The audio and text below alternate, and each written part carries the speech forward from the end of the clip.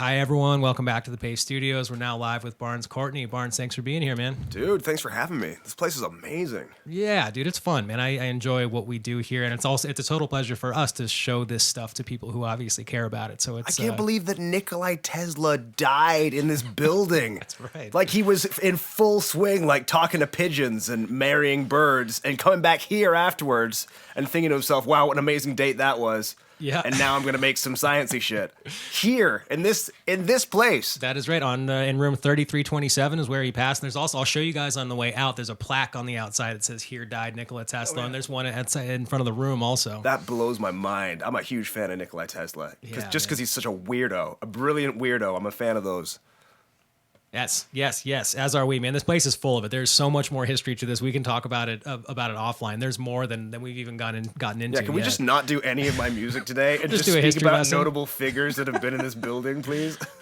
Dude. So thanks for being here, and also joining you today, Agam Timur on keys for the my first song. My colleague, Agam Timur. Yeah, man. Thank you guys. Seamstress of the Sound Waves, the Desert Prince, as he's sometimes known, that I just made up now. Can you tell us a little bit about the first one that you guys are going to do today? So this song's called 99. When I was writing the second record, I was a little bit worried that I wouldn't have any subject matter to touch on because the first one was so inundated with the process through depression I was experiencing after having been dropped from my first deal and the struggle, the 3 years of absolutely no success or hint of anything coming my way. And I got to this record and suddenly this like whole well of trepidation about the bizarre journey of getting older started to work its way into the music. So 99 specifically is about that strange, needless formalization of fun that we go through as we make the transition from childhood into adulthood. You don't ever do anything just for the fun of it anymore. It seems as though it's our culture almost, like the entirety of our society is sick with this bizarre need to make everything so much more planned out and thought out. For instance, you don't go and ride around a neighborhood on your bike anymore with your buddies. If you're going to do that, you're all going to like get your Lycra suits on, you're going to get your watches, you'll plan the route out and how long you're going to do it for and how many miles, and oh my God, it's so dull. You're definitely going to Instagram the shit out of it and make sure that everybody knows your route after the fact also. Right, yeah, exactly. And I don't like it. It's painful to me. I just want to be young forever. Kind of like, a Peter Pan sort of carrier. Although Michael Jackson already did that, so maybe like a Pied Piper of my generation. Yeah, well, I mean, you're still in your 20s, right? Are you 27? Yeah, so it's I know, 30s are sort of around the corner, but you're still in the. I'm not in like the Justin Bieber Goldilocks zone where you're just kind of forever saucy. I've well and truly left the gilded gates of childhood, and now I'm just kind of like this velveteen weirdo that Prince is about and tries to sing songs to young children. You're still a bit saucy, man. I feel that the sauce factor in this room is pretty exactly where it needs to be. That's probably the crack. Yeah. It does that. Right. Should I just play some music? I love it. Okay, yeah, cool. Please. All right. I guess it's time. Hot, strong, young and dumb, yeah, we had no fear. Way back when we said we'd both be millionaires. Now those days are over and we're all ghosts. We used to sleep all day, talk all night, stay up by the TV light, oh. But when your baby teeth ain't milky white, wipe the stardust from your eyes, oh. Said, come on, love, we'll be just fine. We're gonna live just like it's 1999. In 1990, in 1999, in 1990. 1999. Back then we were trading cards behind the swings. Oh no, now it's money, gold and diamond rings. Now those days are over and we're all ghosts. sleep all day, talk all night, stay up by the TV light. Oh, when your baby teeth ain't milky white, wipe the stardust from your eyes. Oh, said, come on, love will be just fine. We're gonna live just like it's 1999. In 1990, in 1999, in 1990.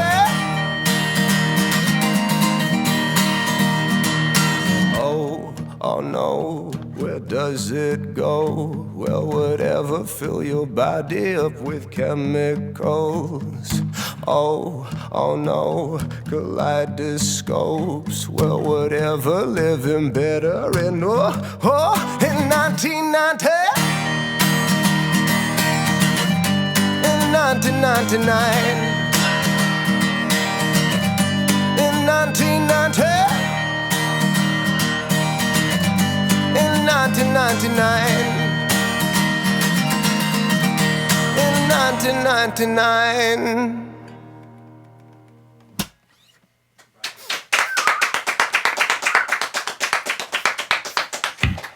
All right. Thank you. Agam, thank you. Barnes, thank you. That sounds great.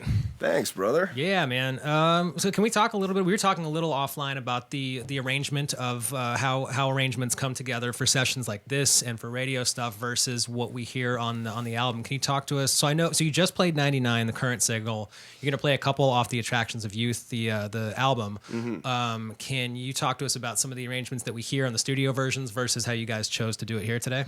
Yeah, I mean, it's a pretty different experience, like when you hear the records live with a band. You know, it's very sweaty. There's definitely like a splash zone where sort of all of my bodily fluids kind of fall onto the people in the front row. I mean, so if you don't know about that prior to coming to the shows, you should probably think about it. Wear a parka. But yeah, I think for these tracks, I'm going to get to a place where I'm going to bring the whole band in when we do stripped down stuff. Because I really want to... I think when you do acoustic stuff, it should be almost like interesting covers of how the track is already live, right? So I think the next time I come in here, I'm going to get, the drummer in, we'll have a couple of guitars, and we'll layer it up. But for now, this works. It's super stripped back. Yeah, man. Well, I mean, are you happy? I'm having a good time. It sounds great to me from where I'm sitting. I'm stoked on all these. I hope you guys are having a good time. I'm having a whale of a time. I mean, this isn't a real job. I don't know if I just get to sing songs and prance about like the Sugar Plum Fairy for a living. It's wonderful. I'm wearing a scarf made of silk. Dude, I wear a headband some days. I know. I mean, I do the same thing. My job's not a job, but somehow it's a job also. Right? And I love it. No, it's fun. We're very lucky. This is ridiculous. So no complaints over here. I'm loving life. Well, so you guys are. It's the last night of tour tomorrow night. Is that true? You've been out with the Wombats for a month, and so you guys are at Terminal 5 here in New York in Hell's Kitchen tomorrow night. So is that you guys handing out ponchos or any kind of splash zone gear for the? Now, who am I to direct the fate of the members of the audience with my poncho handouts? If you are covered in my bodily fluids, then that is your own problem. Yeah, I'm saying now, if you are cognizant enough to be watching this ahead of time, then get a poncho, and you've seen that warning, right? But I'm not gonna bring and be doling out ponchos in the middle of my performance. I'm trying to channel the juju from the great musical spirits from beyond the grave. Sure. I haven't got time to be giving people different things to protect them from my sweats. And it would be presumptuous, I guess, to hand out ponchos. Who's to say that people may very well It's want to be covered in your I'm kind in your of bodily offended that you fluids. asked in the first place. I know I said retract it from the record. So can you're going to play 2 off of the Attractions of Youth now. Can you tell us about what you're going to do next? So this tune's a track called Golden Dandelions. It was inspired by a poem by one of my favorite poets, John Donne, called Death Be Not Proud, where he compares death to sleep and says that basically if sleep is pleasurable, then death must be the ultimate pleasure. So I kind of was knocking around with that in my head, and I thought, well, what if the Grim Reaper wasn't this terrifying skeletal character that we all talk about, but maybe she was a beautiful lady that comes into your room in white robes at night and takes you out of your window, kind of like in that Christmas Carol story. And, you know, you're flying over the city streets and all the colors meld into one enormous phantasmagoria of light and sound, and then she lays you down in a field of golden dandelions where you ultimately die, but it's a nice thing. I'm a weird guy. I don't get out much. Sounds wonderful, dude. I'd love to hear that song. So long has it been since I felt the wind on my face and the warmth of a woman's touch. I just spent all my time thinking about death. So anyway, here it is. This is Golden Dandelions. Should have just said it was about flowers. She came to me in robes of white, in the corner of my room, a specter of the night, silhouetted by the moon. We're floating fast over traffic lights, bearing down on blackened sky, and colors burst as I close my eyes. Ooh, when she said, lay me down in golden dandelions, 'cause I've been waiting for this moment all my life. Follow me into the dark. Ooh. And she said, lay me down in golden dandelions, 'cause I've been waiting.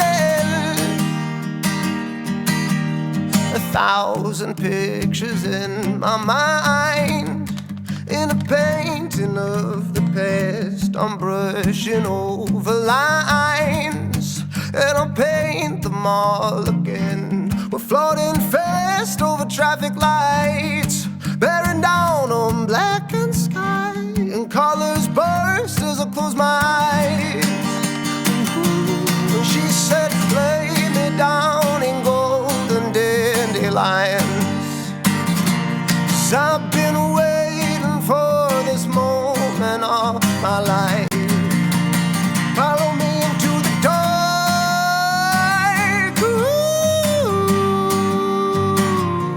And she said, lay me down in golden dandelions, 'cause I've been waiting. And aren't we bright in the candlelight? Now we'll cradle all these memories to the end. She said, lay me down in golden dandelions, 'cause I've been waiting for this moment all my life. Follow me into the dark. Ooh. She said, lay me down in golden dandelions, 'cause I've been waiting.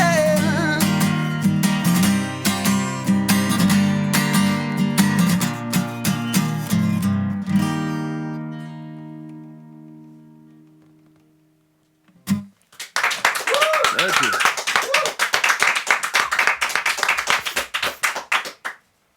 Right. Sounds great, man. Thank you.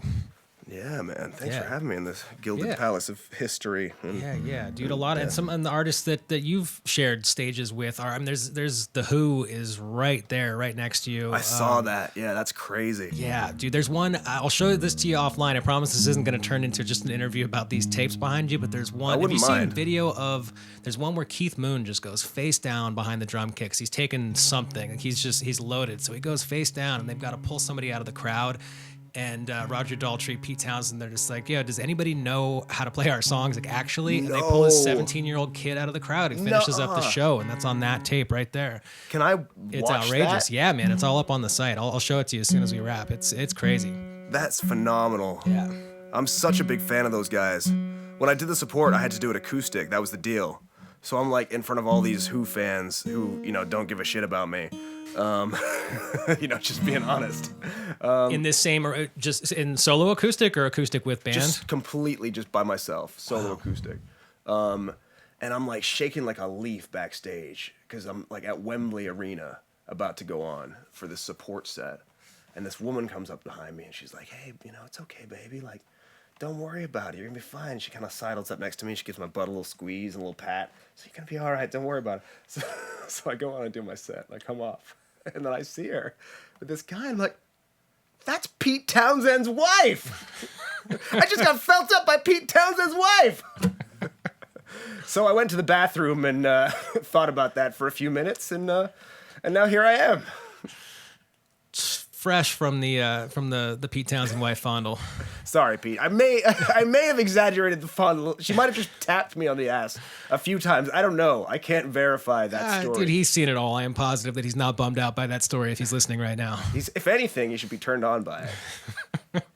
He didn't respond to any of my advances at the time, but I can assure you it would have been a great night for him and everyone involved.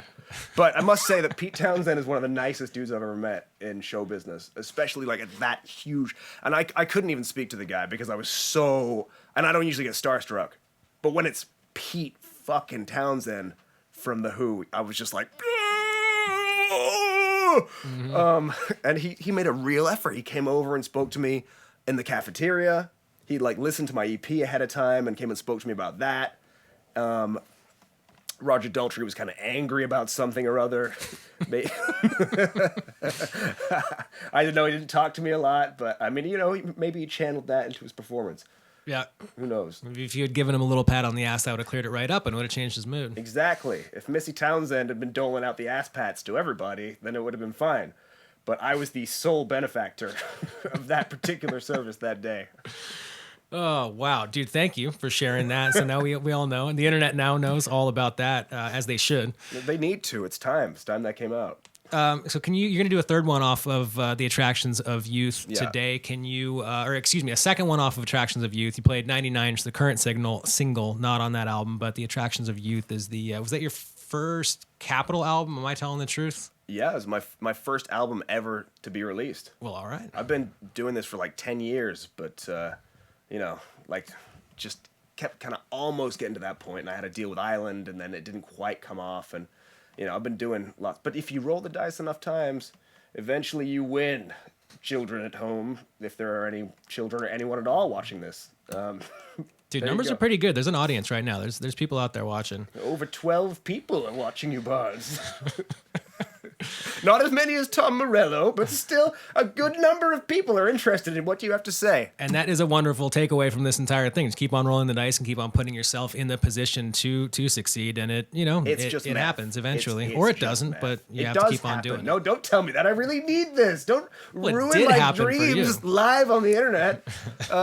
It does. If you roll the dice enough times and you have a good attitude and you're persistent, you work your butt off, then you can get what you want. Hands down. Done. That's my wisdom for the day.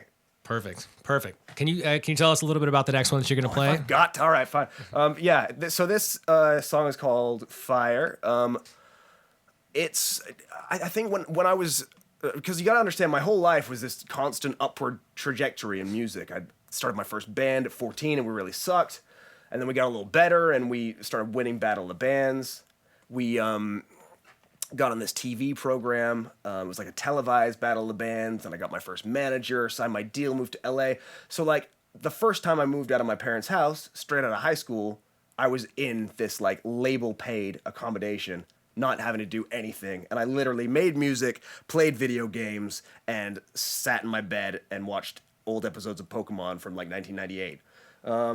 So suddenly I had like the whole rug pulled out from under me. I'm like 22 years old and they're like, you're dropped.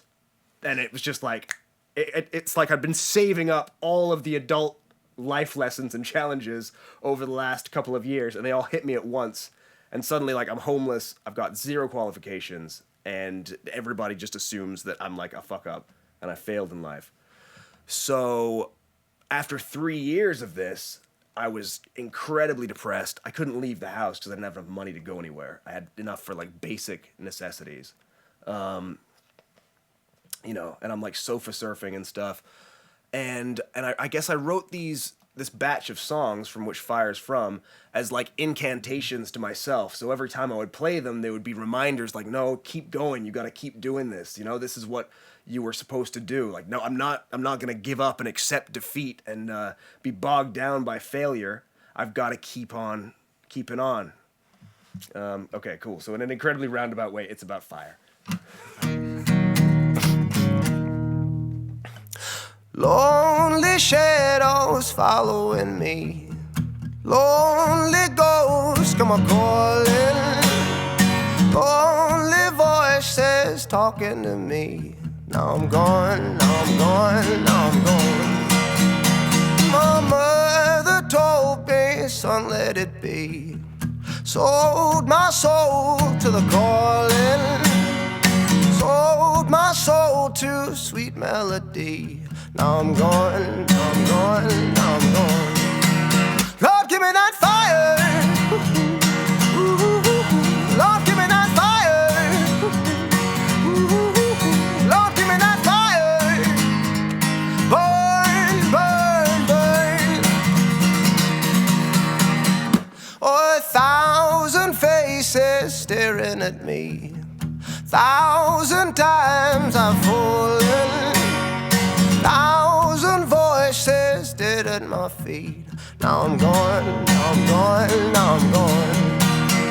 And that rolling thunder clapping at me. Rolling tides come a-hauling. Rolling dice all dance at my feet.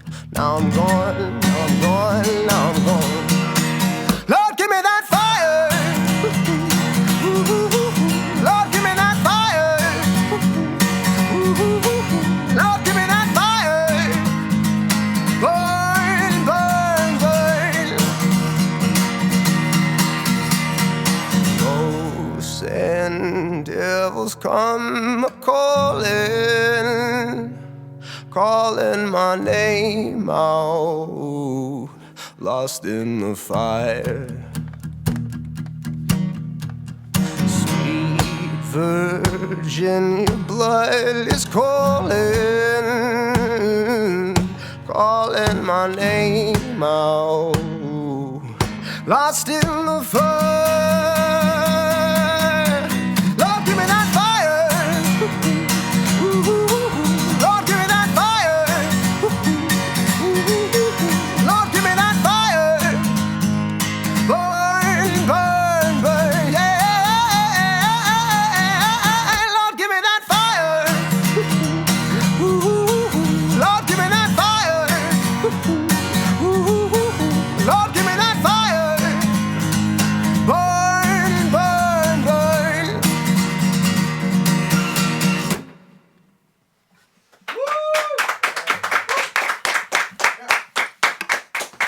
Awesome. All right, that sounds great, Barnes. Thanks for doing this. Agam, thank you for playing. We really for having appreciate me. you guys coming by and doing it. Enjoy the rest of the day in New York, and then you got show day tomorrow. You're going to be at Terminal 5 with the Wombats. Yeah, it's gonna be fun. Tomorrow, So which come is- down. And that's prepare yourselves. it for North America, and then you guys are headed back to, you're going to be in Western Europe for... Headline tour for UK and Europe, and then back over here for more touring. My life is just a revolving door of whoring myself out musically to people, and I love it. And the internet loves it too. You got a bunch of people looking forward to the Manchester show. There's a lot of people stoked on the Western Europe gigs coming up. So, dude, tour safely, enjoy it. Have a great show tomorrow night, and thank you for coming by and sharing these 3 songs with us, man. We Nice appreciate one. it. Thanks for having me. Right.